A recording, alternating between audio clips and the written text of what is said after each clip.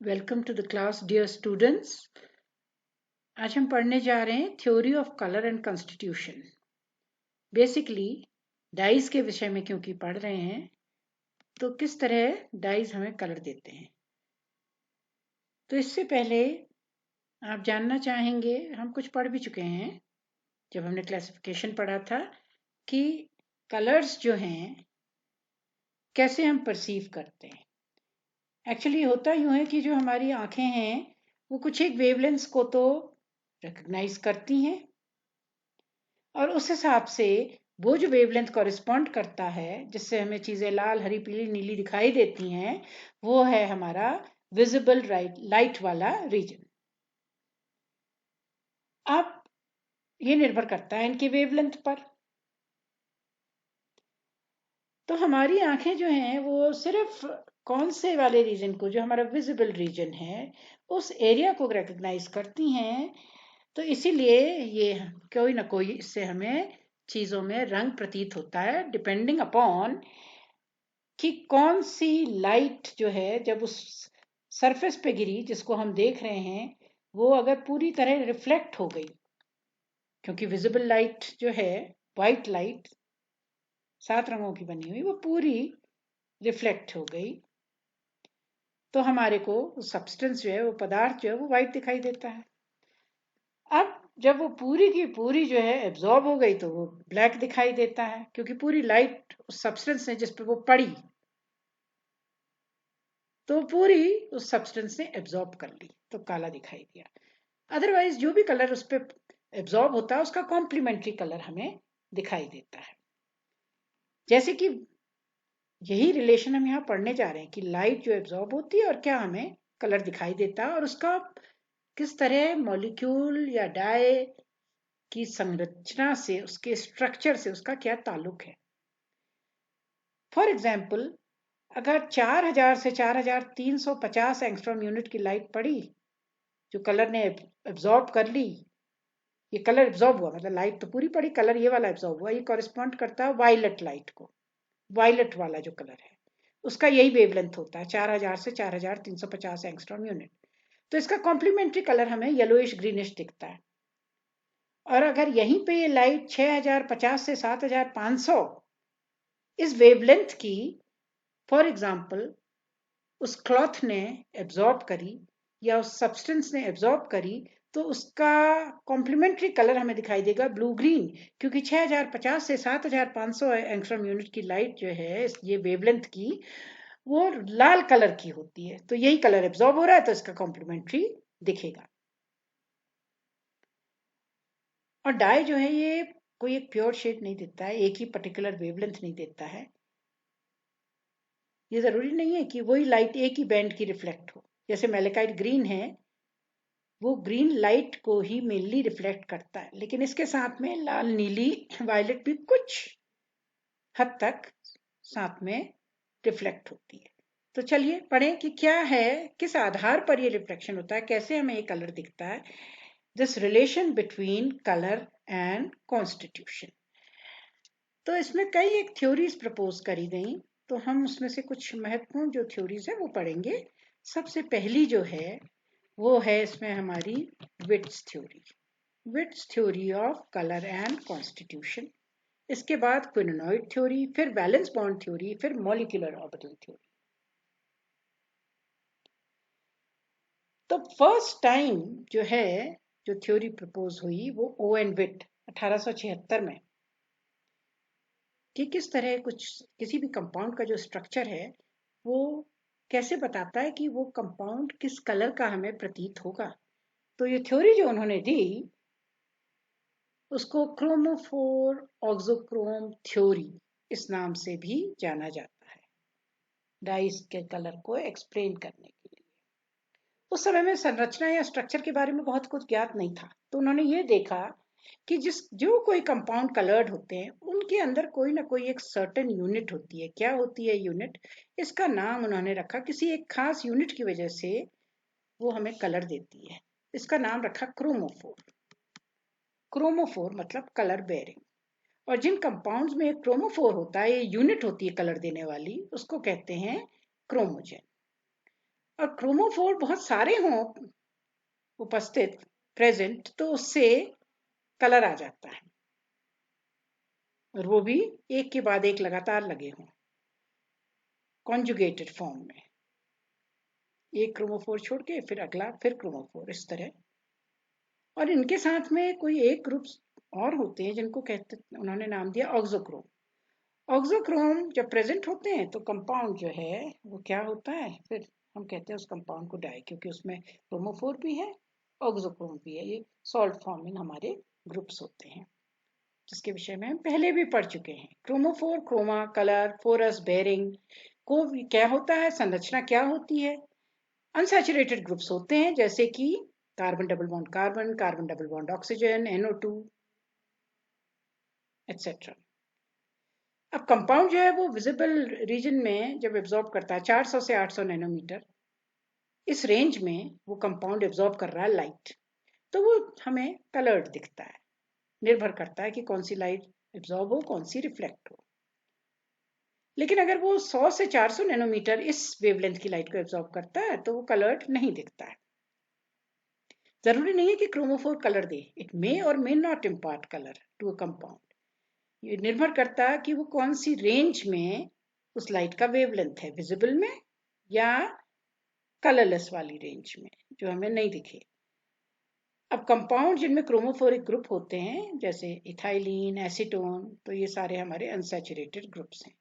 Electrons के basis पर हम कह सकते हैं क्रोमोफोर दो किस्म के, कैसे, जिसमें सिर्फ पाई बॉन्ड हो, पाई टू पाई ट्रांजिशन वाले होंगे, और जिसमें हमारे दोनों हो, पाई बी एन बी, तो n to pi star transition, इसमें हम अभी आगे आएंगे। और कलर के बेसिस पर ये क्रोमोफोर जो हैं दो किस्म के होते हैं, ये तो इलेक्ट्रॉन्स के आधार पर, ये कलर के आधार पर, कलरफुल या कलरलेस। कलरफुल कौन से होते हैं, NO2, NN। कलरलेस एल्कीन्स या एल्काइंस, ये कलरलेस, कलर नहीं देते हैं हमें। तो ये कुछ एक क्रोमोफोर्स के उदाहरण हैं जैसे कि N double bond N azo, N double bond O, N double bond O, O negative nitro, NO2, quinonoid benzene ring, और outside the ring in the para position double bond oxygen, orthoquinoid. This is para quinoid, this is the ortho form। ये जो हमारा क्विनोनॉइड structure, ये कैसा है, क्विनोनॉइड, हम quinonoid. ये अब ethylene C double bond C, C double bond O carbonyl, और ये C double bond N azomethine group.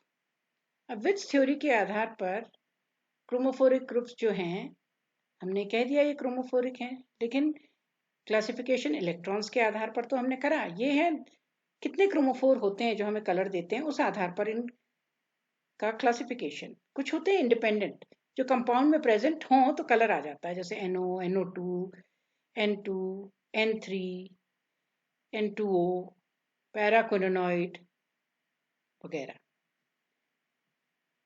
कुछ होते हैं डिपेंडेंट। डिपेंडेंट मतलब कि ऐसा अगर एक ग्रुप प्रेजेंट हो तब तो कलर नहीं होता है, जैसे कि एसीटोन, एक C डबल बॉन्ड O है, क्रोमोफोर है, ये अनसैचुरेटेड ग्रुप, कलरलेस होता है एसीटोन। अब वहीं पे अगर दो ऐसे ग्रुप लगे हों, दो CO ग्रुप्स लगे हुए हों, ठीक है, तो bye acetyl CH3CO acetyl grouping, ऐसे ही एक और CH3CO बाय एसिटाइल।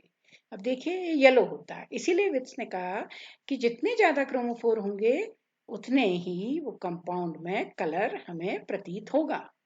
तो उस समय में इतना एनालिसिस वो कर पाए थे। साथ में उन्होंने ये कहा कि इसके संग में क्रोमोफोर के अलावा साथ में ऐसे ग्रुप होते हैं जो अनसैचुरेटेड तो नहीं होते हैं, सैचुरेटेड ग्रुप होते हैं, लेकिन जब ये अनसैचुरेटेड ग्रुप्स के साथ जुड़े हुए होते हैं, which when attached to chromophore, वो क्या करते हैं, उनकी इंटेंसिटी और वेवलेंथ दोनों को चेंज करते हैं, कलर को डीपन करते हैं, कलर इनहैंस या इंक्रीज करते हैं। तभी नाम है auxochrome, Greek word auxanein to increase, chrome colour, colour को बढ़ाने वाले, डीपन करने वाले और गहरा करने वाले। ये कौन से होते हैं, लोन पेयर ऑफ इलेक्ट्रॉन्स वाले, OH, NH2, Cl वगैरह, ये ऑक्सोक्रोम। मतलब देखिए ये खुद में अनसैचुरेटेड नहीं होते हैं, लेकिन जब ये अनसैचुरेटेड फंक्शनैलिटीज के साथ कहीं ना कहीं से जुड़े होते हैं, तो ये उस कलर को, उसके कलर को, उस कंपाउंड के कलर को जो पहले कलरलेस था उसको कलर्ड में चेंज कर देंगे। ये उन्होंने देखा, ऑब्जर्व करा, ऑब्जर्वेशन से निकाला ये स्ट्रक्चर के। अब ये ऑक्सोक्रोम भी दो किस्म के होते हैं, एसिडिक, हम क्लासिफिकेशन में पढ़ चुके हैं, जैसे कि COH, OH, HSO3, basic NH2, NHR, NR2। हमने देखा ना, कुछ डाइज जो होते हैं वो एसिडिक होते हैं, कुछ हमारे बेसिक होते हैं। तो ये क्या होते हैं, उनमें ऐसे ऑक्सोक्रोम्स लगे होते हैं। ऑक्सोक्रोम अपने आप में कलर नहीं देता, अगर अलग से COH ग्रुप लगा हुआ है तो वो कलर नहीं देगा, या OH लगा है कलर नहीं देगा, NH2 लगा है कलर नहीं देगा। लेकिन अगर यही ग्रुप क्रोमोफोर्स के साथ जुड़े हुए हों तो फिर ऐसा कंपाउंड कलर्ड हो जाएगा। Chromophore part of the coloured substance, मतलब डाई, ये एब्जॉर्ब करता है कोई ना कोई वेवलेंथ और कुछ ना कुछ रिफ्लेक्ट करता है, वो होता है उसका कॉम्प्लीमेंट्री कलर। क्रोमोजेन, जैसा पहले बताया, वो कंपाउंड जिसमें क्या होता है, एक क्रोमोफोर। अब विट्स की थ्योरी के हिसाब से कि परमानेंट फिक्सिंग होती है डाई की फाइबर के साथ, या जिस भी सतह पर वो लगाया जाए उसके साथ वो परमानेंटली क्या हो जाता है, फिक्स। ये किस कारण से होता है? It is attributable to the formation of attractive force between the fibre and the auxochrome. तो ऑक्सोक्रोम यही उसकी क्रोमोफोर की हेल्प करता है, क्योंकि इसकी सहायता से हमारे उस कंपाउंड की परमानेंट फिक्सिंग हो जाती है उस सतह पर, और वो डाई कहलाता है। कौन से होते हैं ये हमारे ऑक्सोक्रोम्स, एसिडिक या बेसिक? COH, HSO3, NR2। क्यों? ये सब सॉल्ट बनाते हैं, और इसके अलावा हाइड्रोजन बॉन्ड के थ्रू या वैंडरवाल्स फोर्सेस के थ्रू भी ये बॉन्ड्स बना लेते हैं। जैसे हमारा सेल्यूलोज है, उसमें OH ग्रुप प्रेजेंट होता है, या वुल है उसमें NH2 ग्रुप प्रेजेंट होता है, या सिल्क है, इसके साथ ये बॉन्ड्स बना लेंगे। तो देखिए, ये है कॉन्गो रेड, ये डाई हम पढ़ चुके हैं विस्तृत पहले डिटेल में। अब इसमें देख रहे हैं आप SO3 नेगेटिव Na पॉजिटिव, ये प्रेजेंट है। कॉन्गो रेड बहुत इंपॉर्टेंट डाई है, जिसके बारे में हम डिटेल में पहले पढ़ चुके हैं। तो इस तरह से क्या बना लेगा, क्योंकि ये खुद आयनिक है तो ये इस किस्म से बॉन्ड्स बना लेगा, और उस आधार पर परमानेंट फिक्सिंग हो जाएगी इसके ऊपर, इसकी उस टेक्सटाइल के ऊपर या उस सरफेस के ऊपर, जिससे कि ये उसको परमानेंट कलर दे देगा। अब इसके अलावा आइए दूसरी थ्योरी पे, वो है आर्मस्ट्रॉन्ग थ्योरी या क्विनोनॉइड थ्योरी। ये प्रपोज हुई थी 1885। इसके हिसाब से जितने भी कंपाउंड्स कलर्ड होते हैं तो उनमें क्विनोनॉइड स्ट्रक्चर होता है, चाहे वो पैरा हो या ऑर्थो, नहीं तो वो कलरलेस होंगे। इस थ्योरी के ही आधार पर आर्मस्ट्रॉन्ग ने प्रपोज किया कि बेंजीन कलरलेस है, जबकि बेंजोक्विनोन्स जो होते हैं वो कलर्ड होते हैं।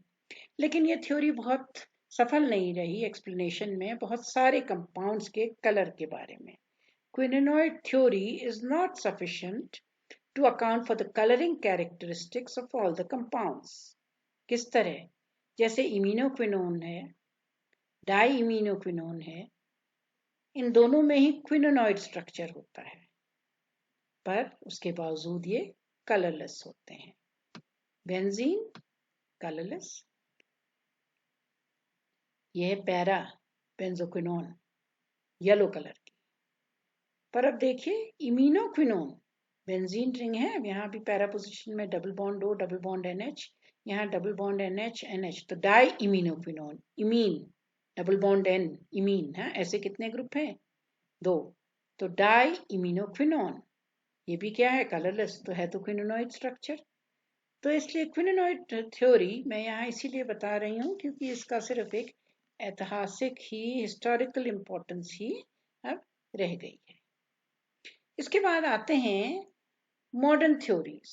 ये मॉडर्न थ्योरीज जो कलर और कॉन्स्टिट्यूशन की हैं, जैसे जैसे साइंस ने तरक्की करी तो स्ट्रक्चर्स के बारे में, कंपाउंड्स के ज्ञान भी बढ़ता चला गया, साथ में स्पेक्ट्रोस्कोपी की स्टडी हुई, कई किस्म की रेडिएशंस और उनका इंटरेक्शन जो मैटर के साथ होता है, उस आधार पर इनकी क्या रिलेशनशिप होती है किसी भी कंपाउंड के स्ट्रक्चर के साथ, जो हमारी लाइट होती है विजिबल रेडिएशन की, तो कैसे वो कंपाउंड कलर्ड प्रतीत होता है, इसके पीछे दो थ्योरीज दी गई।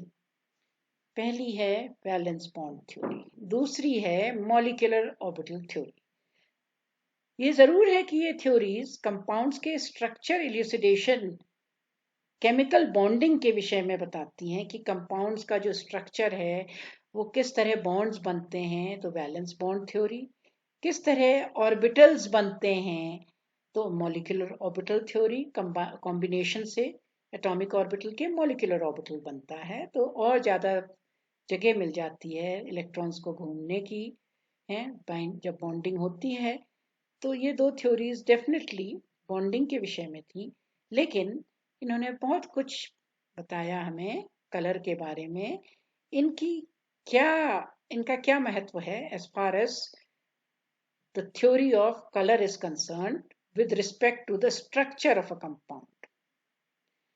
ये कुछ कॉन्सेप्ट्स पे आधारित है। पहले तो नेचर ऑफ लाइट, कि लाइट जो है वो क्वांटाइज्ड होती है in the form of energy packets called quanta या फोटॉन्स। एनर्जी पैकेट्स होते हैं क्योंकि इलेक्ट्रोमैग्नेटिक है नेचर में। इसमें इलेक्ट्रोमैग्नेटिक रेडिएशंस जो हैं वो कौन कौन सी हैं, UV, visible, infrared etcetera. Absorption होता है इस इलेक्ट्रोमैग्नेटिक रेडिएशन का, तो कंपाउंड एब्जॉर्ब करता है लाइट कौन से रीजन में, विजिबल, क्योंकि हमारी आंखें इसी रीजन को परसीव करती हैं, और ये रीजन से जब लाइट एब्जॉर्ब करता है तो मॉलिक्यूल, तो कुछ ना कुछ इंटरेक्शन होगा इलेक्ट्रोमैग्नेटिक रेडिएशन का विद द मॉलिक्यूल और कंपाउंड। इससे क्या होगा, क्योंकि इसमें एनर्जी होती है, एनर्जी पैकेट से एसोसिएटेड होती है, this causes a molecule to move from ground state to excited state, और इसी आधार पर वो कंपाउंड हमारा जो है कलर्ड फिर प्रतीत होता है। पर ये किस पे निर्भर करता है, ये निर्भर करता है कि कौन से वेवलेंथ की लाइट जो है वो एब्जॉर्ब हुई है। क्यों, क्योंकि जब हम बात करें स्ट्रक्चर की, तो स्ट्रक्चर बनता है बॉन्डिंग से, बॉन्डिंग होती है इलेक्ट्रॉन्स से। ये इलेक्ट्रॉन्स जो हैं ये सैचुरेटेड कंपाउंड में तो सिग्मा बॉन्ड जहाँ होते हैं बहुत मजबूती से बंधे होते हैं, तो विजिबल रेंज की लाइट जो है वो यहाँ एब्जॉर्ब नहीं होती है। इसके लिए जो हमें एनर्जी की जरूरत होती है वो बहुत हाई एनर्जी, जो कि कलरलेस वाले रीजन में, हाई एनर्जी का मतलब इसका वेवलेंथ कम होना चाहिए। Light of high energy is absorbed, so compound appears colourless. जैसे कि सारे हमारे सिग्मा बॉन्डेड जो कंपाउंड्स होते हैं उसमें होता है, मीथेन हो जाए, इथेन हो जाए, या मिथाइल अल्कोहल हो। अब जहां इलेक्ट्रॉन्स जो लूजली बाउंड होते हैं वो होते हैं अनसैचुरेटेड कंपाउंड्स में। क्यों, लैटरल ओवरलैप होता है, हेड ऑन तो होता नहीं है सिग्मा बॉन्ड्स की तरह। तो ये पाई इलेक्ट्रॉन्स जो होते हैं वो इजीली डीलोकलाइज हो सकते हैं, ये हमें मालूम ही है, और वो बहुत इजीली मूव भी करते हैं। इनके मूवमेंट के लिए, ट्रांजिशन के लिए कम एनर्जी की जरूरत होती है। कम एनर्जी का मतलब है जो एनर्जी है कम है तो उसका वेवलेंथ जो होगा वो ज्यादा होगा। ज्यादा वेवलेंथ मतलब सब्सटेंस हमें कैसा दिखेगा, कलर्ड। साथ ही साथ डाइपोल मोमेंट का भी वेरिएशन आता है, क्योंकि मॉलिक्यूल लाइट एब्जॉर्ब तभी करती है जब डाइपोल उसका वो चेंज होता है। सिमेट्रिकल मॉलिक्यूल्स जो हैं उसमें ट्रांजिशन डाइपोल की बहुत ही कम गुंजाइश होती है। जो मॉलिक्यूल्स कहते होते हैं सिमेट्रिकल होते हैं, जैसे कि ethylene CH2 double bond CH2। अब देखिए इसमें क्रोमोफोर तो है ही ना, C डबल बॉन्ड C, जैसे कि benzene C double bond C लगातार प्रेजेंट है कॉन्जुगेशन में, पर कलर्ड नहीं है। Why, small probability of transition dipole, symmetrical. तो ये हमारा कलर एंड कॉन्स्टिट्यूशन के विषय में जब हम पढ़ रहे हैं तो जानना जरूरी है कौन सा हिस्सा है ये इलेक्ट्रोमैग्नेटिक रेडिएशन है जो कि चलता है, gamma rays, X rays, UV, IR, microwave. अब देखिए आप इधर की तरफ लॉन्ग रेडियो वेव्स, यहाँ आप देख रहे हैं जो वेवलेंथ है कैसा है, इधर की तरफ वेवलेंथ ये वेवलेंथ दिया हुआ है और ये उससे कॉरेस्पॉन्डिंग फ्रीक्वेंसी गामा रेज है, और यहीं पे ये लॉन्ग रेडियो वेव्स हैं। अब आप देखिए 10⁸ मीटर्स, कितना ज्यादा वेवलेंथ है इनका, उतनी ही कम एनर्जी, और ये कितना कम वेवलेंथ है, उतनी ही ज्यादा एनर्जी। अब हमारा इंटरेस्ट तो ये बीच के रीजन में है, क्यों, यही है जो हमारी आंखें परसीव करती हैं। एक तरफ इसमें यूवी है, अल्ट्रावायलेट इलेक्ट्रोमैग्नेटिक रेडिएशन जो है, दूसरी तरफ इंफ्रारेड रेज है। बीच का ये हिस्सा जो है विजिबल स्पेक्ट्रम कहलाता है। ये रेंज करता है 400 से लेकर 800 नैनोमीटर तक। अब देखिए इसमें इधर ये वायलेट है, और ये होते होते इधर जैसे जैसे हम देख रहे हैं वेवलेंथ हमारा चेंज हो रहा है, ये रेड की तरफ को जा रहा है, इंक्रीज हो रहा है। यही वाला हिस्सा जब एब्जॉर्ब करता है कोई कंपाउंड तो वो कलर्ड प्रतीत होता है, सबके सबको एब्जॉर्ब कर लेगा इस पूरे को, तो वो ब्लैक दिखेगा, सबको रिफ्लेक्ट कर देगा ये पूरे कलर्स, तो वो व्हाइट दिखेगा, और इनमें से किसी एक को करेगा तो उसका कॉम्प्लीमेंट्री कलर हमें दिखाई देगा। रेडिएशन रेंज क्या है, ये विजिबल लाइट जो हम देख रहे हैं 400 से 800 नैनोमीटर, काले पदार्थ ने सारी एब्जॉर्ब कर ली वेवलेंथ विजिबल रेंज में, इस वाली रेंज में। Now let us see a compound which is absorbing in the region 435 to 480 nm इस वेवलेंथ की लाइट को, तो वो ये वेवलेंथ कॉरेस्पॉन्ड करता है ब्लू लाइट की। जो ब्लू लाइट होती है उसकी तरंगे जो हैं उनका ये होता है लेंथ, वेवलेंथ। तो ये तो उसने एब्जॉर्ब कर ली, तो हमें इसका कॉम्प्लीमेंट्री कलर, वो चीज हमें क्या दिखाई देगी, येलो या पीली। अब कई एक सब्सटेंसेस हैं वो उनमें ब्रॉड होता है बहुत एब्जॉर्प्शन बैंड, और वो 400 से नीचे होता है, मतलब अब आप कहेंगे कि ये तो विजिबल रेंज से नीचे है, तो कैसे वो कलर्ड दिखाई दे रहा है, इसलिए क्योंकि इनका एब्जॉर्प्शन बैंड जो है वो थोड़ा सा विजिबल रेंज में भी कुछ हिस्सा एब्जॉर्ब कर रहा है। देखिए इनका लैम्डा मैक्स जो है, जो मैक्सिमम वेवलेंथ आ रही है वो तो कलरलेस वाली पोर्शन में, लेकिन वो मैक्सिमम वेवलेंथ नहीं होगी, पर कुछ एक वेवलेंथ अपीयर होती है, कौन से वाले हिस्से में, विजिबल वाले रीजन में, इसीलिए वो हमें कलर्ड दिखता है। तो इसमें सबसे पहले हम ये मॉडर्न थ्योरी के जो कॉन्सेप्ट थे, जो इलेक्ट्रोमैग्नेटिक रेडिएशन का हमारा इंटरेक्शन है विद द मैटर और विद द मॉलिक्यूल और कंपाउंड, ये हमने पढ़े, उसी पे बेस्ड अब पहली थ्योरी पे आते हैं, वैलेंस बॉन्ड थ्योरी। अब ये वैलेंस बॉन्ड थ्योरी जो है यहाँ, क्योंकि ये वैलेंसी इलेक्ट्रॉन्स, और जब हम वैलेंसी की बात करते हैं तो हम इलेक्ट्रॉन्स को डील करते हैं कैसे, जोड़ों या पेयर्स में, क्योंकि जब दो इलेक्ट्रॉन्स मिलते हैं तभी क्या होती है, उनकी ओवरलैपिंग से बनते हैं बॉन्ड, चाहे वो सिग्मा हो चाहे वो पाई हो। तो वैलेंस बॉन्ड थ्योरी ये बताती है कि किस तरह कंपाउंड जो है वो कोई कलर देता है, कैसे देगा, क्योंकि उसमें क्रोमोफोर्स हैं। हमें विट्स थ्योरी, इसलिए विट्स थ्योरी बहुत इंपॉर्टेंट है। देखिए वो कॉन्सेप्ट अभी तक आगे कैरी ऑन हो रहा है कि क्रोमोफोर कलर प्रोड्यूसिंग ग्रुप्स होते हैं, साथ में ऑक्सोक्रोम्स होते हैं। क्रोमोफोर्स मतलब अनसैचुरेटेड ग्रुप्स, ऑक्सोक्रोम जो क्रोमोफोर की मदद करते हैं। कैसे मदद करते हैं, इसीलिए इस थ्योरी को हम रेजोनेंस थ्योरी भी कहते हैं, क्योंकि जब ये जुड़ते हैं क्रोमोफोर से तो ये रेजोनेंस को बढ़ाते हैं, क्योंकि इनके ऊपर ऑक्सोक्रोम में अनशेयर्ड पेयर ऑफ इलेक्ट्रॉन्स होते हैं।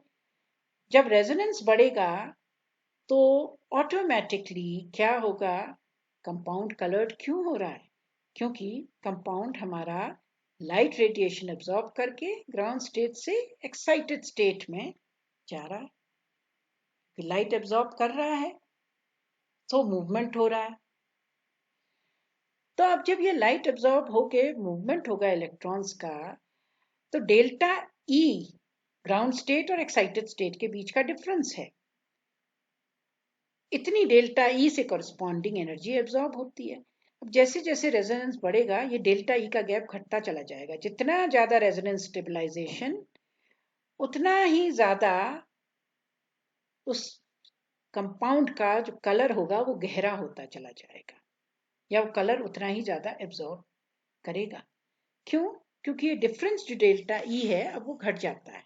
रेजोनेंस, जितना ज्यादा रेजोनेंस स्टेबलाइज स्ट्रक्चर होगा उतना डेल्टा ई जो है वो घट जाएगा, डेल्टा ई मतलब एनर्जी डिफरेंस ग्राउंड स्टेट और एक्साइटेड स्टेट के बीच का। तो कम एनर्जी चाहिए, कम एनर्जी का मतलब ज्यादा वेवलेंथ। ज्यादा वेवलेंथ का मतलब है कलर्ड रीजन में हमारा कंपाउंड आ जाएगा, कलर्ड प्रतीत होगा। इसीलिए इस थ्योरी को रेजोनेंस थ्योरी भी कहते हैं। क्यों? The number of charge canonical structure as they increase, colour of the compound deepens. जैसे जैसे रेजोनेंस इंक्रीज होगा, कम एनर्जी जरूरत होगी हमें ग्राउंड स्टेट से एक्साइटेड स्टेट में मॉलिक्यूल को लाने के लिए। तो कम एनर्जी का मतलब, क्योंकि energy is equal to E is equal to what, H C upon lambda. तो एनर्जी कम तो वेवलेंथ ज्यादा, तो लॉन्गर वेवलेंथ है वो लाइट का एब्जॉर्ब होगा। लॉन्गर वेवलेंथ जो है वो कॉरिस्पॉन्ड करता है किसका, किस रेंज से, विजिबल रेंज से। तो अब वो कंपाउंड हमें कलर्ड प्रतीत होगा। वहीं पे अगर किसी कारणवश उस मॉलिक्यूल में रेजोनेंस हो रहा था, वो कलर्ड दिख रहा था, लेकिन उसमें कुछ ऐसा ग्रुप इंट्रोड्यूस कर दिया जिससे वो रेजोनेंस की प्रक्रिया जो है वो रुक गई।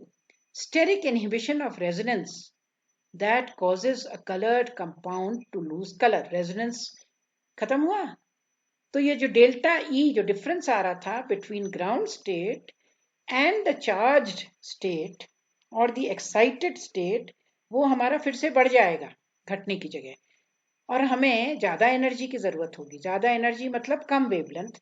तो कंपाउंड जो है जो अभी तक कलर्ड था, क्योंकि अब रेजोनेंस इसमें रुक गया, एक ऐसा ग्रुप इसमें लगा दिया जिससे रेजोनेंस पॉसिबल नहीं हो पाई, क्योंकि रेजोनेंस के लिए कंपाउंड को प्लेनर होना जरूरी है, एक ही प्लेन में सारे इलेक्ट्रॉन्स। ये प्लेनैरिटी रुक गई, इस वजह से कंपाउंड का कलर भी गायब हो गया। वैलेंस बॉन्ड थ्योरी का ये फायदा है कि ये बहुत ही इजीली हमें क्वालिटेटिव एक्सप्लेनेशन दे देती है कलर का। अब ये तो हमने पढ़ ली कि valence bond theory, valence electrons जो हैं वो एक्साइट हो रहे हैं और उससे डेल्टा ई एनर्जी जो है एब्जॉर्ब हो रही है, कौन सी रेंज से, कौन सी रीजन से, विजिबल रीजन से, उस हिसाब से वो कंपाउंड अलग अलग कलर का प्रतीत हो रहा है। और जितना इजिली ये एक्साइटमेंट होगा ग्राउंड स्टेट से एक्साइटेड स्टेट, और जितनी कम एनर्जी की जरूरत होगी, उतना ही हमें कंपाउंड कलर प्रतीत होगा। और ये कैसे होगा? जितने ज्यादा रेजोनेंस स्टेबलाइज स्ट्रक्चर होंगे, उतना ही ये डेल्टा ई जो डिफरेंस है between the ground state and the excited state, this will decrease. That is why it is called as the resonance theory also. अब इसमें एग्जाम्पल देखें, देखिए ट्राइफिनाइल मीथेन डाइमेलेकाइट ग्रीन आप लोगों के कोर्स में भी है। अब ये मेलेकाइट ग्रीन ट्राइफिनाइल है, 3 रिंग्स हैं फिनाइल की, 1 2 3। अब देखिए इसमें बेसिक ग्रुप लगा हुआ है डाइमिथाइलमीन, यहाँ डाइमिथाइलमीनो ग्रुप। अब इसमें होता क्या है, ये फॉर्म इसका कलरलेस है। इसको कलर्ड में चेंज करने के लिए क्या करा जाता है कि इसको ऑक्सीडाइज करते हैं। ऑक्सीडाइज, हाइड्रोजन निकल गया, रिमूवल ऑफ हाइड्रोजन, ऑक्सीडेशन। क्या बन गया? इलेक्ट्रॉन पेयर यहाँ छोड़ के, देखिए ये। तो इस तरह से ये बॉन्ड इधर शिफ्ट हो गया, ये वाला बॉन्ड इधर शिफ्ट हो गया, ये बन गया इसका कौन सा फॉर्म? Oxidised form. अब जब ये यहाँ बॉन्ड बना तो नेचुरली नाइट्रोजन की वैलेंसी 3 से बढ़ के 4 हो गई, नाइट्रोजन में आ गया पॉजिटिव चार्ज, या ये इधर भी डीलोकलाइज हो सकता है। तो ये बॉन्ड इधर शिफ्ट हो जाएगा यहाँ, ये वाला बॉन्ड इधर शिफ्ट हो जाएगा यहाँ, और इधर आ गया नाइट्रोजन पे, इस नाइट्रोजन पे पॉजिटिव चार्ज। तो ये तो है मैलेकाइट ग्रीन का रिड्यूस्ड फॉर्म या ल्यूको फॉर्म। ये कलरलेस होता है। जैसे ही इसको ऑक्सीडाइज करा गया ऑक्सीडाइजिंग एजेंट से, तो ये जो फॉर्म है ये चार्ज्ड फॉर्म है, रेजोनेंस स्टेबलाइज चार्ज्ड फॉर्म। क्या हो जाएगा? डीलोकलाइजेशन किसका? Unit electrical charge. अब देखिए यहाँ पे कोई चार्ज नहीं था, यहाँ पे चार्ज आ गया है, ये इसके रेजोनेंस स्टेबलाइज स्ट्रक्चर हैं। As a result oxidised form green colour का दिखेगा। और इसी तरह ये डाई जो है इसकी एक्टिविटी होती है, इसको ऑक्सीडाइज करा जाता है जिससे ये कलरलेस से किसमें चेंज हो जाए, हमारा ग्रीन, ये ग्रीन है, ये मैलेकाइट ग्रीन ऑक्सीडाइज करके पाया गया है, ये मैलेकाइट ग्रीन का ये ग्रीन कलर। क्यों? देख रहे हैं आप, रेजोनेंस स्टेबलाइजेशन है, चार्ज यूनिट है, जितनी ये होंगी उतना ही ज्यादा वो कंपाउंड हमारा कलर्ड प्रतीत होगा, क्योंकि जो डिफरेंस होता है एक्साइटेशन के लिए, जितने रेजोनेंस स्टेबलाइज स्ट्रक्चर्स ऐसे फॉर्म्स होंगे, ये चार्ज फॉर्म्स हैं, उतना ही ज्यादा हमको वो कंपाउंड कलर्ड प्रतीत होगा, क्योंकि ग्राउंड स्टेट और एक्साइटेड स्टेट के बीच की एनर्जी डिफरेंस ये घट जाएगी। तो हमें कम एनर्जी यानी कि ज्यादा wavelength, so this is colourless क्योंकि इसमें वेवलेंथ कम, ये कलर्ड क्योंकि वेवलेंथ ज्यादा, और वो कलर कॉरेस्पॉन्ड करता है ग्रीन कलर से, malachite green, triphenyl methane dye. अब ये देखते हैं तीन कुछ सरल उदाहरण। ये है बेंजीन, ये इसके रेजोनेंस स्टेबलाइज फॉर्म है, ठीक है, कलरलेस होती है बेंजीन। वहीं पे ये है नाइट्रोबेंजीन, नाइट्रो NO2 ग्रुप लग गया, NO2 इलेक्ट्रॉन्स पुल कर रहा है, देखिए NO2 ग्रुप, नाइट्रोजन इलेक्ट्रोनेगेटिव, इसने इसके साथ ही तो फिफ्थ ग्रुप में ये लगा 6 ग्रुप वाला ऑक्सीजन, और वो भी पाई बॉन्ड से, pi bond loosely held bonds होते हैं, ऑक्सीजन ने अपनी तरफ को खींचे तो नाइट्रोजन ने फिर ये रिंग के इलेक्ट्रॉन्स खींच लिए अपनी तरफ, तो यहाँ पे पॉजिटिव चार्ज आ गया, ये बन गया इस तरह से एक और रेजोनेंस स्टेबलाइज स्ट्रक्चर इसका। और फिर क्या हुआ, अब ये पॉजिटिव चार्ज अपनी तरफ को इन इलेक्ट्रॉन्स पेयर को खींचेगा, तो अब यही पॉजिटिव चार्ज पैरा पोजीशन में आ गया। अब ये अपनी तरफ ये वाले इलेक्ट्रॉन पेयर को खींचेगा, तो ये पॉजिटिव चार्ज अब इसे ऑर्थो पोजीशन में आ गया। अब ये वाला अपनी तरफ इन इलेक्ट्रॉन पेयर को खींचेगा, तो हमें ये बेंजीन का दूसरे वाला रेजोनेंस स्टेबलाइज फॉर्म मिल गया। तो एक तो ये था बेंजीन, एक ये है बेंजीन, और ये है हमारा ऑर्थो, और पैरा पोजीशन में जो पॉजिटिव चार्ज आ रहा है वो NO2 की वजह से क्रिएट हो रहा है, क्योंकि वो इलेक्ट्रॉन्स पुल करता है। आपको ध्यान होगा नाइट्रो ग्रुप जो होता है, इसीलिए क्या होता है, मेटा डायरेक्टिंग, क्योंकि ऑर्थो और पैरा पोजीशन में तो पॉजिटिव चार्ज है, तो यहाँ इलेक्ट्रोफाइल अटैक नहीं कर सकता। तो इसके ये रेजोनेंस स्टेबलाइज स्ट्रक्चर इतने बन गए। बेंजीन के तो ये थे, अब देखिए जिसमें से ये चार्ज स्ट्रक्चर्स भी हैं, यहाँ आपको दिख रहे हैं ये, अब ये charge structures, nitrobenzene therefore is pale yellow, क्योंकि अब इसमें जितना रेजोनेंस होगा ज्यादा, तो और चार्ज स्ट्रक्चर ये हो रहे हैं, तो इससे क्या होगा कि ग्राउंड स्टेट और एक्साइटेड स्टेज के बीच की एनर्जी डिफरेंस कम हो जाएगा, तो विजिबल रीजन में वेवलेंथ ज्यादा हो जाएगा, विजिबल रीजन में नाइट्रोबेंजीन एब्जॉर्ब करेगा, पेल येलो दिखेगा। अब इससे एक स्टेप आगे बढ़े, ये तो हमारा बेंजीन था, क्रोमोफोर है पर कलर नहीं दे रहा है, देखिए C+C है ना। अब ये NO2 क्रोमोफोर, कलर जैसे ही NO2 इसके साथ जुड़ा तो ये कलर आ गया, एक और क्रोमोफोर यहाँ जुड़ गया इसके साथ, नाइट्रोबेंजीन, पेल येलो। अब वहीं पे जब इसके साथ जुड़ा NH2 अपने आप में कलर नहीं देता, एनिलीन अगर आप देखें, इथाइल अमीन देखें, क्या है NH2 में तो सिंगल बॉन्ड है, अमीनो ग्रुप है, पर इसमें क्या है, लोन पेयर ऑफ इलेक्ट्रॉन्स। ये जब क्रोमोफोर के साथ जुड़ जाएंगे तो ये क्या करेंगे, रेजोनेंस को और बढ़ाएंगे। जितना ज्यादा डीलोकलाइजेशन इलेक्ट्रॉन्स का रेजोनेंस का बढ़ेगा, उतना ही डेल्टा ई, वो जो डिफरेंस है ग्राउंड स्टेट मॉलिक्यूल के ग्राउंड स्टेट और एक्साइटेड स्टेट के बीच में, वो घटता चला जाएगा, और वेवलेंथ इंक्रीज होते चली जाएगी, मतलब बैथोक्रोमिक शिफ्ट होती चली जाएगी, तो वो कंपाउंड हमें क्या लगने लगता है फिर, कलर्ड। अब ये एब्जॉर्ब जो करता है वो करता है डार्क येलो कलर आ जाएगा, पैरानाइट्रोएलिलीन। अब देखिए क्या हो रहा है, एक्सटेंडेड दिस कॉन्जुगेशन और रेजोनेंस ये इंक्रीज हो गया।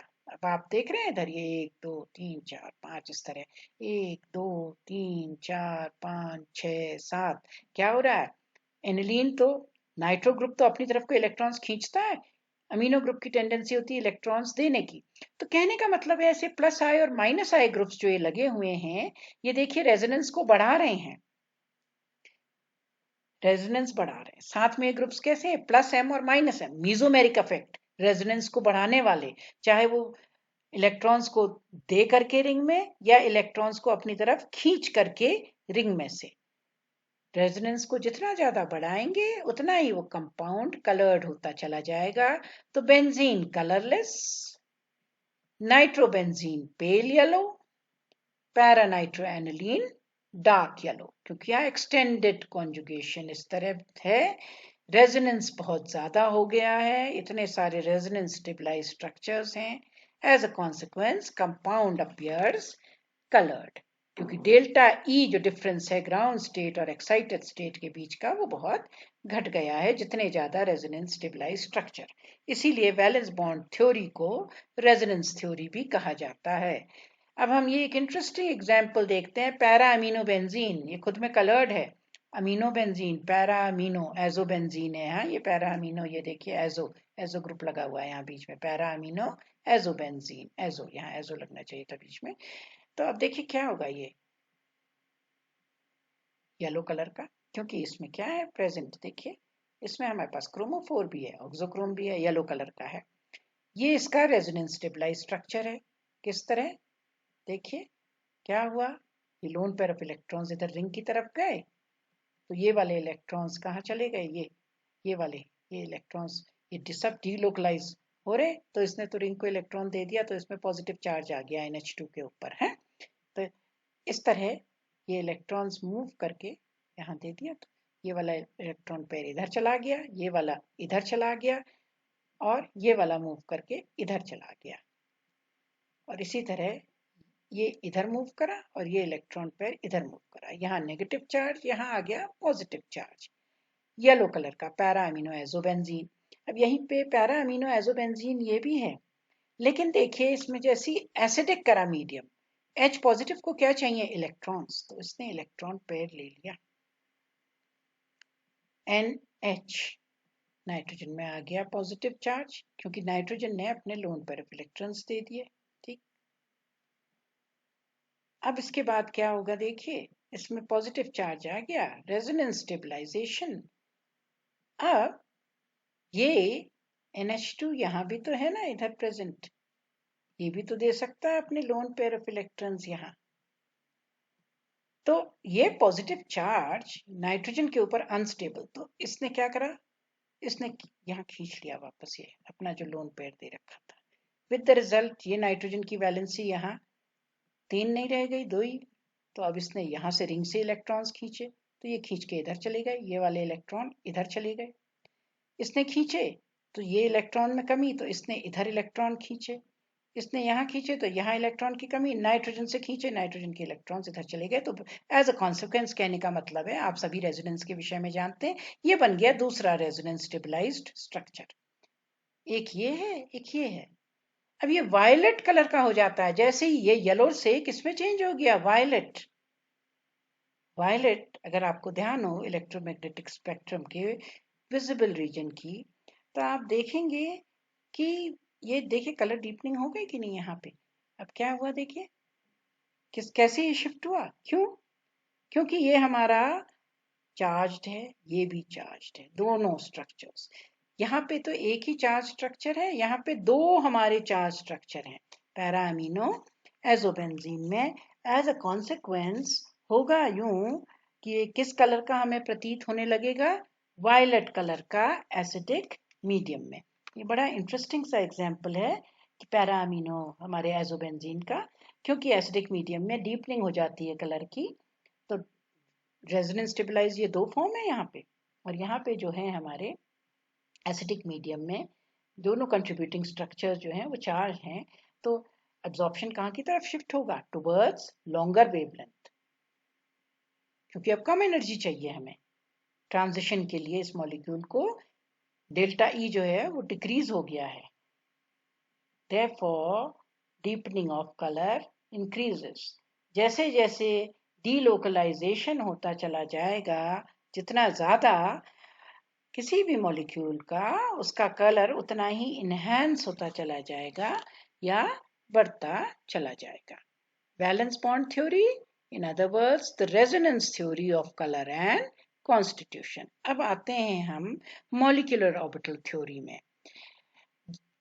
अब देखिए वैलेंस बॉन्ड थ्योरी में तो हमने इलेक्ट्रॉन्स, जो वैलेंसी इलेक्ट्रॉन्स हैं, किस तरह बॉन्ड बनाते हैं, तो उनको हमने जोड़ों में in pairs we dealt with them.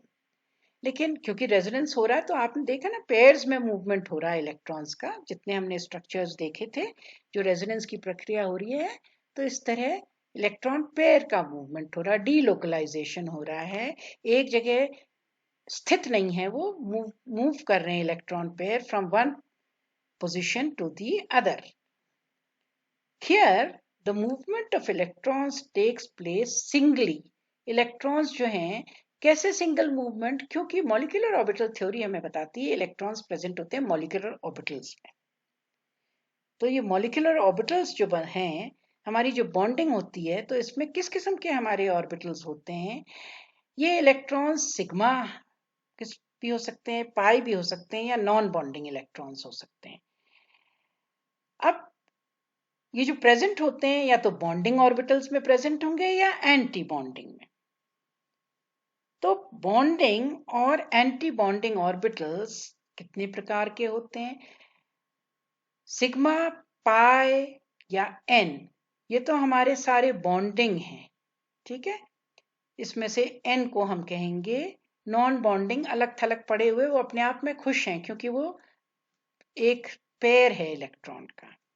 इसी से कॉरिस्पॉन्डिंग एंटी बॉन्डिंग, ये सब लोअर एनर्जी के होते हैं हमारे सिग्मा, पाई या n, non bonding electrons. High energy state anti bonding orbitals जो होते हैं सिग्मा स्टार या पाई स्टार, इससे उनको डिनोट करते हैं। इसका एडवांटेज क्या होता है मॉलिक्यूलर ऑर्बिटल थ्योरी का, कि ये हमें एक्सप्लेनेशन देता है कलर का क्वालिटेटिव और क्वांटिटेटिव दोनों ही आधार पर पे। उसमें तो वैलेंस बॉन्ड थ्योरी में very easy qualitative explanation on the basis of resonance. यहाँ क्वांटिटेटिवली भी डील कर सकते हैं, अब जिसके लिए पीपीपी मेथड है, पेरिजर पार पोपल मेथड। ये सेमी एम्पेरिकल, ये क्वांटम मैकेनिकल मेथड है, जिससे क्वांटिटेटिवली हम प्रेडिक्ट कर सकते हैं कि स्ट्रक्चर उस कंपाउंड का और उसका स्पेक्ट्रा और उसका कलर के बीच में क्या रिलेशन है। तो पहले हम देखें इसमें कैसे ट्रांजिशन होंगे, क्योंकि मॉलिक्यूलर ऑर्बिटल थ्योरी में हम देख रहे हैं कितने किस्म के बॉन्ड्स बन रहे हैं। Sigma bonding, pi bonding, non bonding, और ये नॉन बॉन्डिंग, फिर ये है पाई स्टार एंटी बॉन्डिंग, और ये है सिग्मा स्टार एंटी बॉन्डिंग। तो ट्रांजिशन भी इसके कॉरिस्पॉन्डिंग होंगे, एनर्जी एब्जॉर्ब होगी इन पैकेट्स और क्वांटा जो हमने पढ़ा, इसका आधार मॉडर्न जो हमारा एक्सप्लेनेशन है कलर कॉन्स्टिट्यूशन का। तो देखिए ये हो रहा है सिग्मा से सिग्मा स्टार ट्रांजिशन, बहुत ही हाई एनर्जी चाहिए, सवाल ही नहीं है कि विजिबल रेंज में ये हो इसका वेवलेंथ। ये है हमारे सिग्मा से पाई स्टार, फिर से बहुत ही ज्यादा एनर्जी चाहिए। ये है हमारी इसके बाद की पाई से, ये सिग्मा से पाई स्टार, ये पाई से सिग्मा स्टार, आप देख रहे हैं कितनी एनर्जी इनमें चाहिए। तो इंपॉर्टेंट कौन से रह गए transition, pi to pi star और n to pi star. N to sigma star में भी बहुत एनर्जी चाहिए। तो अब ये वाले ट्रांजिशंस के लिए जहां कम एनर्जी चाहिए, कम एनर्जी का मतलब ज्यादा वेवलेंथ वाली, यही वो एनर्जी पैकेट्स हैं जिनका की वेवलेंथ किनके बराबर होता है, विजिबल लाइट वाली रेंज में आता है। इन्हीं के आधार पर हम बताएंगे कि कंपाउंड्स कैसे कलर्ड दिखते हैं।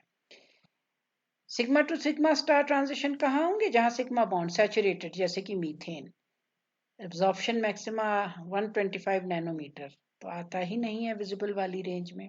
ऐसी एन टू सिग्मा स्टार, ये सैचुरेटेड कंपाउंड में होते हैं, जिसमें क्या होते हैं, कैसे हेट्रोएटम, जिसमें लोन पेयर ऑफ इलेक्ट्रॉन्स होंगे, हैलाइड, जैसे मिथाइल अल्कोहल, मिथाइल क्लोराइड वगैरह। पर इसमें भी एनर्जी बहुत चाहिए, जो कि 150 से 250 नैनोमीटर वेवलेंथ वाली है। ये एनर्जी विजिबल लाइट के बराबर इसका वेवलेंथ नहीं है। पाई टू पाई स्टार, इसमें आते हैं हमारे एल्कीन्स या एरोमेटिक, 170 टू 190, ये भी विजिबल रेंज में नहीं है। पर ऐसे बहुत सारे ग्रुप्स अगर जुड़ जाएं तो नेचुरली धीरे धीरे शिफ्टिंग हो जाएगी। हम देखेंगे किस तरह विजिबल की तरफ बहुत सारे अगर ऐसे ग्रुप्स साथ में जुड़ जाएं, क्योंकि फिर डेल्टा ई घट जाएगा। n to pi स्टार सबसे कम एनर्जी चाहिए, तो सैचुरेटेड कीटोन में जैसे कि 280 nm। हमने देख लिए अलग अलग किस्म के ट्रांजिशंस। तो इस मॉलिक्यूलर ऑर्बिटल थ्योरी के आधार पर कि जब हमारे ऑर्बिटल्स जो हैं एटॉमिक ऑर्बिटल से मॉलिक्यूलर ऑर्बिटल्स बनते हैं, उसमें कैसे इलेक्ट्रॉनिक ट्रांजिशन, अब यहाँ इलेक्ट्रॉनिक ट्रांजिशन का मतलब है सिंगल इलेक्ट्रॉन से डील कर रहे हैं हम, अनलाइक द रेजोनेंस और द वैलेंस बॉन्ड थ्योरी जहां हम इलेक्ट्रॉन्स को पेयर्स में डील कर रहे हैं। तो कैसे ये लाइट की तरफ विजिबल रेंज की तरफ मूव करेगा, किस तरह? जब दो या बहुत उससे अधिक क्रोमोफोर जुड़े होते हैं तो जितने क्रोमोफोर ज्यादा होंगे उतने ही हमारा डिफरेंस डेल्टा ई घटता चला जाएगा। चलिए देखते हैं क्यों। क्योंकि कॉन्जुगेशन से क्या होता है, हाईएस्ट ऑक्यूपाइड मॉलिक्यूलर ऑर्बिटल की जो एनर्जी है वो बढ़ जाती है, और जो लोएस्ट अनऑक्यूपाइड मॉलिक्यूलर ऑर्बिटल है उसकी एनर्जी घट जाती है। तो हमें कम एनर्जी चाहिए होती है ट्रांजिशन के लिए। उदाहरण स्वरूप इथाइलिन ब्यूटाडाइन, देखिए यह है ethylene CH2 double bond CH2, एक ही पाई बॉन्ड है, तो एक पाई बॉन्ड है। अच्छा, दो हमारे पास कार्बन एटम्स हैं, तो दो एटॉमिक ऑर्बिटल्स जो हैं, एक पाई बॉन्ड, ये दो एटॉमिक ऑर्बिटल्स कंबाइन कर रहे हैं तो दो मॉलिक्यूलर ऑर्बिटल्स दे रहे हैं। दो मॉलिक्यूलर ऑर्बिटल्स, ये पाई है ये पाई स्टार, एक बॉन्डिंग कम एनर्जी का, एक एंटी बॉन्डिंग, तो ये दो इलेक्ट्रॉन्स आ गए इसमें। अब जब ब्यूटाडाइन है CH2 double bond CH CH double bond CH2, तो उस केस में क्या हुआ, हमारे पास चार p ऑर्बिटल्स हैं जो कि ओवरलैपिंग कर रहे हैं। चार p ऑर्बिटल्स जो हैं इनसे हमको मिलेंगे चार, जितने एटॉमिक ऑर्बिटल्स कंबाइन करते हैं उनसे उतने ही मॉलिक्यूलर ऑर्बिटल्स, तो हमें चार मिल जाएंगे मॉलिक्यूलर ऑर्बिटल्स। चार में से दो तो ये कम एनर्जी के होंगे जिनको हम क्या कहेंगे, बॉन्डिंग ऑर्बिटल्स, पाई 1 पाई 2। इसी के कॉरिस्पॉन्डिंग दो होंगे एंटी बॉन्डिंग, पाई 3 और पाई 4। चार पाई इलेक्ट्रॉन्स हैं, तो नेचुरली जिन मॉलिक्यूलर ऑर्बिटल्स में कम एनर्जी है उसमें फिलिंग होगी, तो दो यहाँ आ गए इस मॉलिक्यूलर ऑर्बिटल में पाई 1 में, और दो आ गए पाई 2 में। अब आप देख रहे हैं पाई 2 और पाई 3 की बीच की दूरी कितनी कम हो गई। क्यों? क्योंकि जो लोएस्ट हमारा क्या है, अनऑक्यूपाइड मॉलिक्यूलर ऑर्बिटल, ये है लूमो, और ये है हाईएस्ट ऑक्यूपाइड, इसमें तो इलेक्ट्रॉन्स है ना, दो इलेक्ट्रॉन्स, मॉलिक्यूलर ऑर्बिटल जो पहले यहां था अब वो यहां आ गया, उसकी एनर्जी बढ़ गई, इसकी एनर्जी घट गई, जो पहले यहां था अब ये यहां आ गया। इथाइलिन में तो यही दो थे, यहाँ पे एक दो तीन चार आ गए मॉलिक्यूलर ऑर्बिटल, तो इन दोनों के बीच की दूरी घट गई, तो कम एनर्जी चाहिए ट्रांजिशन के लिए। कम एनर्जी मतलब वेवलेंथ शिफ्ट हो गया किसकी तरफ, ज्यादा, कम एनर्जी इंक्रीज इन वेवलेंथ। तो इथाइलिन एब्जॉर्ब करता 171 नैनोमीटर में, ब्यूटाडाइन 217 नैनोमीटर पे। हम देखें इस कॉन्जुगेशन का क्या असर पड़ रहा है फिर कलर में। ये देखिए ब्यूटाडाइन 1 2 3 4, तो एक p ऑर्बिटल यहाँ, एक p ऑर्बिटल यहाँ, दो p ऑर्बिटल से ही तो बना है ये पाई बॉन्ड, एक p ऑर्बिटल यहाँ एक p ऑर्बिटल यहाँ, हाँ sp2 हाइब्रिडाइजेशन, तो इन दो से ही तो बना है ये पाई बॉन्ड, तो p ऑर्बिटल कितने हो गए, 1 2 3 4। चार p ऑर्बिटल्स के कॉम्बिनेशन से मॉलिक्यूलर ऑर्बिटल थ्योरी, हमारे पास क्या मिल गए, चार एटॉमिक ऑर्बिटल्स ऐसे कंबाइन करेंगे तो चार ही मॉलिक्यूलर ऑर्बिटल्स, जिसमें से दो हो गए बॉन्डिंग, एक और दो बॉन्डिंग, ये पूरा एक मॉलिक्यूलर ऑर्बिटल है। ओके, ये पूरा एक मॉलिक्यूलर ऑर्बिटल है। जैसे इथाइलिन का ये पूरा एक MO है, ये दूसरा MO है, कम एनर्जी वाला बॉन्डिंग, ज्यादा एनर्जी वाला एंटी बॉन्डिंग। ऐसे ही इसमें है, ये है पहला बॉन्डिंग, फिर ये है दूसरा वाला बॉन्डिंग, फिर तीसरा और चौथा ये दोनों एंटी बॉन्डिंग। इनके बीच का डिस्टेंस कम हो गया कॉन्जुगेशन की वजह से।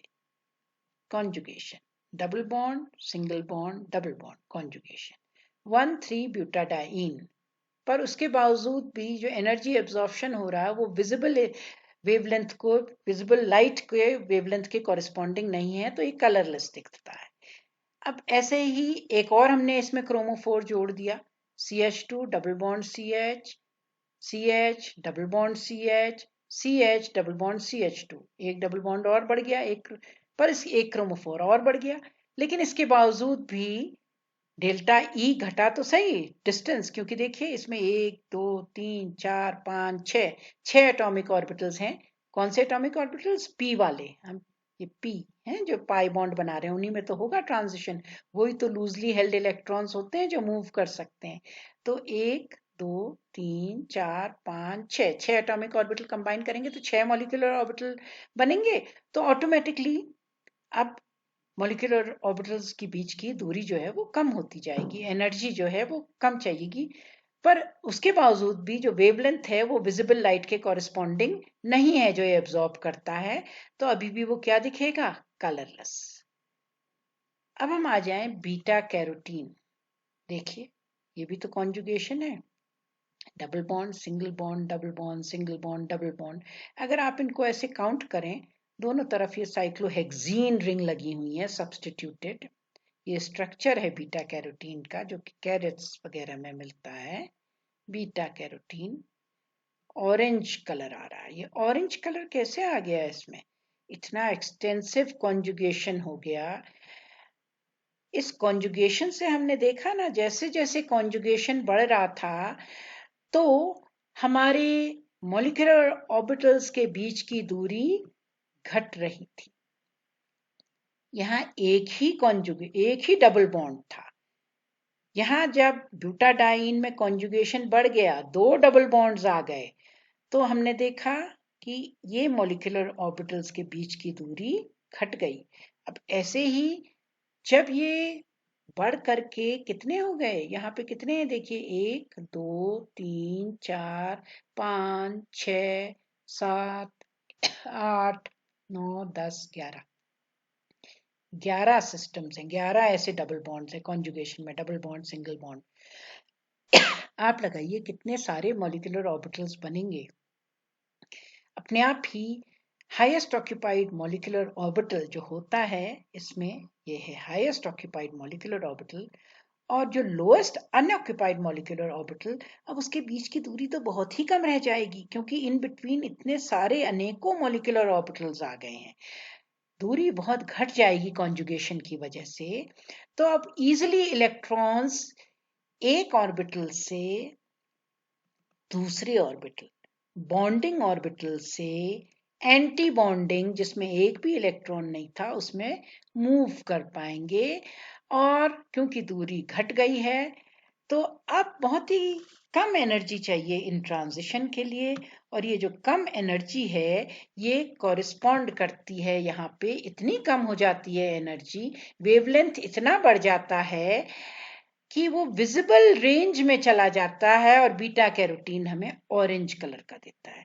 इसलिए मॉलिक्यूलर ऑर्बिटल थ्योरी बेसिकली बताती है हमें कॉन्जुगेशन का effect, taking into consideration the molecular orbitals, taking into consideration the transition of single electrons. On the other hand, valence bond theory, which is taking into consideration the bonding or the valence electrons and their excitation and the number of resonance stabilized structures which are produced. Greater the number of resonance stabilized structures, lesser is the energy required for delta E, or the transition between ground state to movement of the electrons from ground state to the excited state. तो अब देखिए ये molecular orbital theory या conjugation के आधार पर हमें दिख रहा है कि कंपाउंड कैसे कॉन्जुगेशन बढ़ने के साथ साथ, क्योंकि डेल्टा ई की रिक्वायरमेंट घट जाती है, इतने मॉलिक्यूलर ऑर्बिटल्स हो जाते हैं कॉन्जुगेशन की वजह से, तो इस वजह से हमें कंपाउंड कैसा प्रतीत होता है? कलर्ड। ये है नेप्थलीन, 2 बेंजीन रिंग कॉन्जुगेशन, हाँ, double bond, single bond, double bond.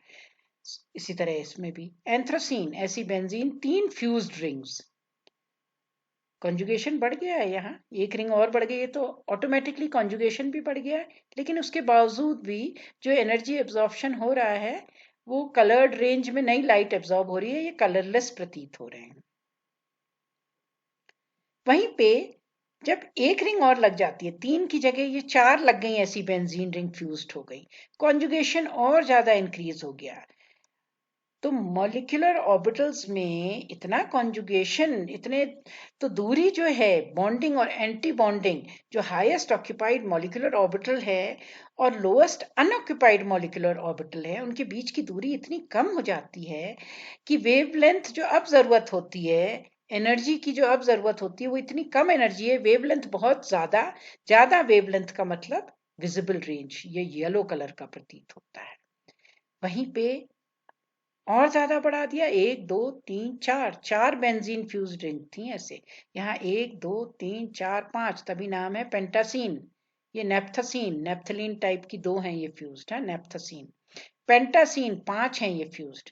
अब देखिए 5 फ्यूज्ड होने से क्या होगा, इतना कॉन्जुगेशन बढ़ गया that delta E decreases so much because the difference between the highest occupied molecular orbital and the lowest unoccupied molecular orbital has decreased, less energy, so shift towards longer wavelength.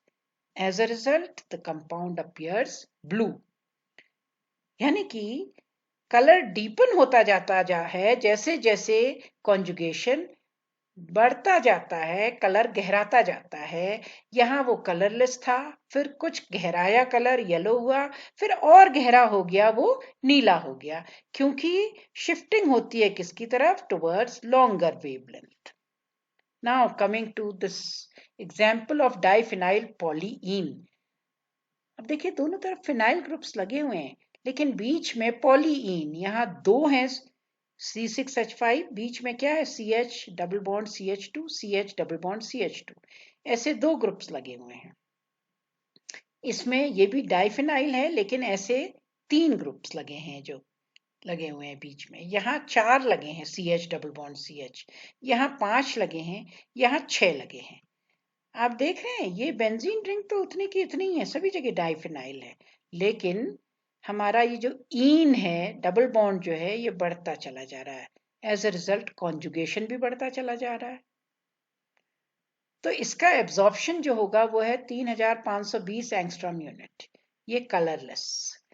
जब इसी diphenyl, substituted diphenyl में हमने एक ईन और बढ़ा दिया, CH double conjugation, chromophore और बढ़ा दिया, हाँ, यहाँ 1 2 थे, यहाँ अब 3 हो गए, तो एब्जॉर्प्शन, अब देखिए होमो और ल्यूमो के बीच की दूरी, highest occupied molecular orbital, lowest unoccupied molecular orbital के बीच की दूरी बहुत कम हो गई, तो डेल्टा ई की रिक्वायरमेंट घट गई, तो वेवलेंथ बढ़ गई, बढ़ी हुई वेवलेंथ अब ये कलर्ड रीजन में आने लग गया है, पेल येलो प्रतीत हो रहा है, 3770 एंगस्ट्रॉम यूनिट।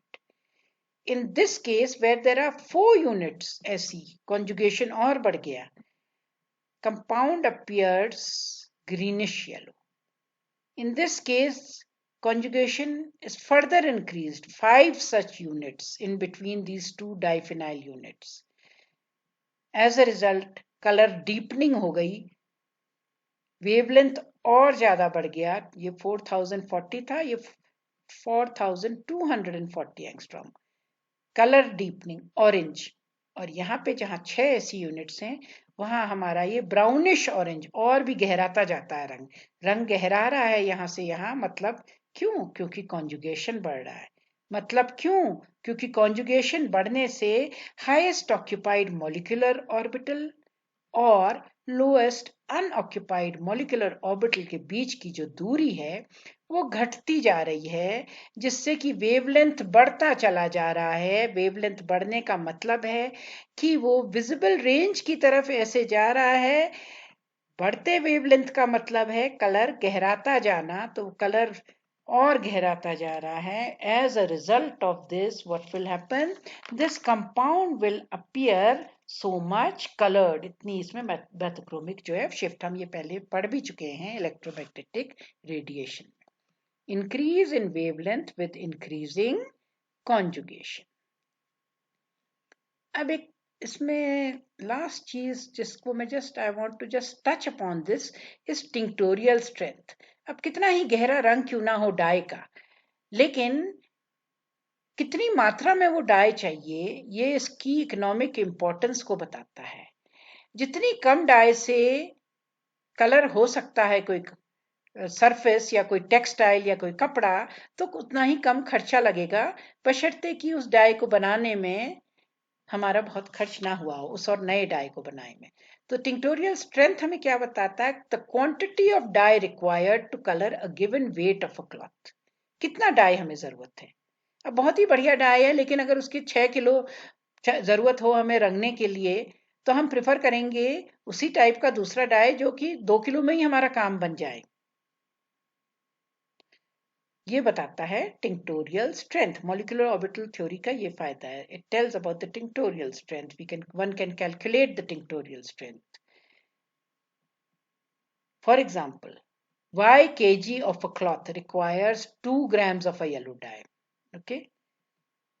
Whereas जब रिसर्चेस चलती चली जा रही है डाई में, एक नया येलो डाई इजाद हुआ, उसकी खोज हुई, जिससे और ये नए येलो डाई को बनाने में और पुराने येलो डाई को बनाने में खर्चा तो लगभग बराबर आया, लेकिन इस नए येलो डाई के सिर्फ 1 ग्राम से ही हमारा y kg ऑफ क्लॉथ जो है उसमें डाइंग हो गई या कलर रंग चढ़ गया।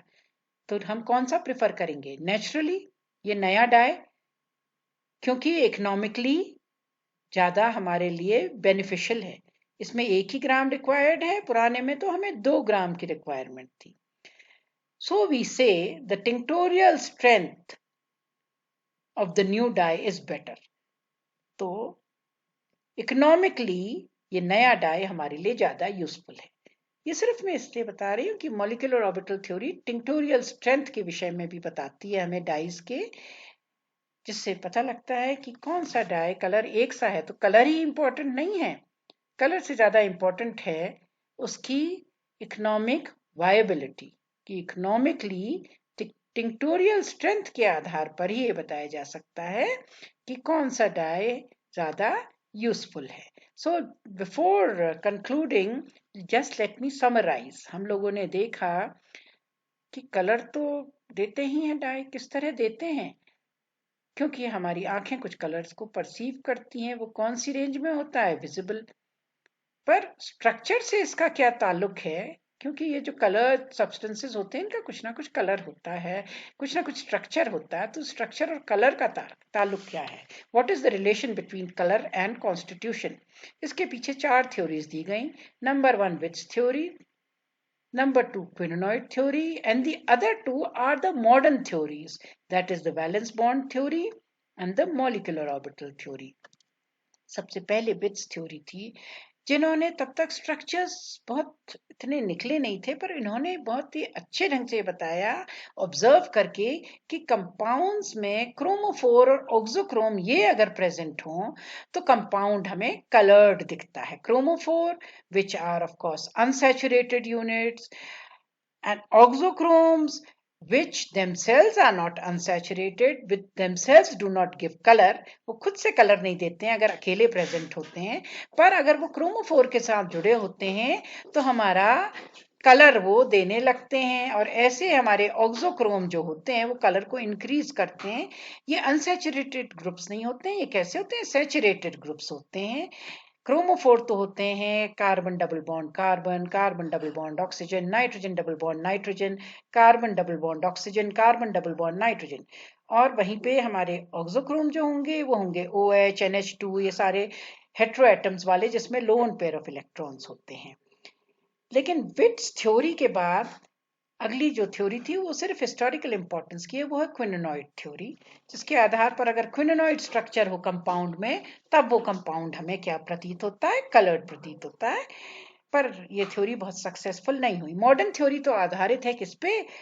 लाइट के नेचर पे, एब्जॉर्प्शन पे लाइट के, और किस तरह उसमें डाइपोल मोमेंट जनरेट होता है, जिसकी वजह से कंपाउंड जो हैं ये इलेक्ट्रोमैग्नेटिक रेडिएशंस को एब्जॉर्ब करते हैं। और जिसमें हमारा इंटरेस्ट है, क्योंकि हम डाइज की बात कर रहे हैं, ये कलर्ड वाला region which lies between the UV and the infrared range. तो इसमें हम देखें तो ये दो किस्म से ये थ्योरी का ये बताती है हमें कलर एंड कॉन्स्टिट्यूशन। पहला है बैलेंस बॉन्ड थ्योरी, जिसमें की कहते हैं कि जितना ज्यादा कंपाउंड में रेजोनेंस स्टेबलाइजेशन होगा, जितने रेजोनेंस स्टेबलाइज स्ट्रक्चर होंगे, तो हमारा मॉलिक्यूल जब इलेक्ट्रोमैग्नेटिक रेडिएशन एब्जॉर्ब करेगा और एक्साइटेड स्टेट में जाएगा, तो इसके बीच की दूरी डिस्टेंस जो है energy absorption, because E is equal to h C upon lambda, तो दो बीच के ट्रांजिशन की दूरी यानी कि ग्राउंड स्टेट से एक्साइटेड स्टेट डेल्टा ई, ये घट जाएगी जितने ज्यादा रेजोनेंस स्टेबलाइज स्ट्रक्चर्स होंगे। डेल्टा ई घटेगी तो उतना ही कलर डीपनिंग होता चला जाएगा। इसीलिए हम वैलेंस बॉन्ड थ्योरी को रेजोनेंस थ्योरी भी कहते हैं। इसमें हमने अलग बहुत सारे एग्जांपल्स दिए, जैसे कि ट्राइफिनाइल मीथेन हमने दिखाया इसमें कैसे रेजोनेंस हो रही है, जैसे कि benzene, nitrobenzene, para nitroaniline, para amino azobenzene and the same para amino azobenzene in acidic medium, जहां चार्ज स्ट्रक्चर बढ़ जाएंगे तो डेल्टा ई घट जाएगा। मॉलिक्यूलर ऑर्बिटल थ्योरी डील करती है हमारे को किससे, इलेक्ट्रॉन्स, सिंगल इलेक्ट्रॉन्स, क्योंकि मॉलिक्यूलर ऑर्बिटल्स जो होते हैं सिग्मा, पाई और नॉन बॉन्डिंग, इनमें जब ट्रांजिशन होते हैं तो एक सिंगल इलेक्ट्रॉन जो है उनका इस तरह जो मूवमेंट होता है, unlike the valence bond theory जहां इलेक्ट्रॉन्स पेयर में लिए जाते हैं, यहाँ electrons are dealt with singly. इस आधार पर इसमें कैसे हमारे मॉलिक्यूलर ऑर्बिटल्स के बीच की दूरी कम होती चली जाती है जैसे जैसे कॉन्जुगेशन इंक्रीज होता चला जाता है। कॉन्जुगेशन इंक्रीज होगा, डेल्टा ई घटेगी। As a result of this होगा क्या कि अब हमें कम एनर्जी की जरूरत होगी, mean shifting towards longer wavelength and the compound will start appearing coloured. जितना ज्यादा कॉन्जुगेशन उतना ही वो कंपाउंड हमारा कलर्ड। तो इसमें मॉलिक्यूलर ऑर्बिटल थ्योरी में इस तरह से इलेक्ट्रॉनिक ट्रांजिशन और कॉन्जुगेशन, वैलेंस बॉन्ड थ्योरी में number of resonance stabilise structures. लेकिन क्रोमोफोर और ऑक्सोक्रोम थ्योरी जो विटिंग ने पहले दी थी, वो टर्म्स अभी भी लागू हैं। उसी को आधार मानते हुए आगे इनका एक्सप्लेनेशन बढ़ाया गया on the basis of valence electrons and on the basis of molecular orbitals. So I hope you have been able to follow the relationship between color and constitution on the basis of these theories. Thank you.